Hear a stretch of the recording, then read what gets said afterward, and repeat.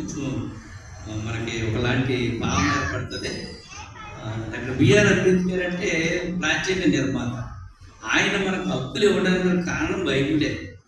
అంటే బైబిల్ 16 లాంగ్వేజ్లో తను 16 వెర్షన్స్లో బదులు చదివాడు ఆయన. ఒకసారి ఒక మిత్రుడు ప్రశ్నిస్తే నీకు ఏ వెర్షన్లో సమాధానం కావాలని అడుగుతాడు. అంటే 16 రకాల నాటు భాషలు 16 రకాల బైబిల్ చదివినటువంటి వ్యక్తి అత్యంత రాజ్యాంగంలో స్త్రీలకు ఏమేమి కావాలి అప్పటి వరకు ఉన్నటువంటి మన ధర్మశాస్త్రం బట్టి మీరు 180 పొందాడు. అట్లా కాకుండా మిమ్మల్ని మెయిన్ స్రవత్తులో తీసుకురావడానికి రిటర్న్గా రాజ్యాంగంలో హక్కుల్ని కల్పించడం జరిగింది. వేళ మనందరం ఎక్కువ మంది ఎంప్లాయీస్ ఉన్నారు. వాళ్ళకి మెటర్నిటీ లీవ్ కూడా ఆయన ఇచ్చింది. కాబట్టి బైబుల్ చదవడం వల్ల అంటే దేవుడు డాక్టర్ బిఆర్ అంబేద్కర్ వాడుకున్న విధానాన్ని బట్టి ఆ జ్ఞానాన్ని దేవుడు ఇచ్చాడు. కాబట్టి ఈరోజు మనం ఇలా బహిరంగంగా కూడా మన చర్చిలో కూర్చొని ఆరాధించుకోగలిగే అవకాశం వచ్చింది. మరి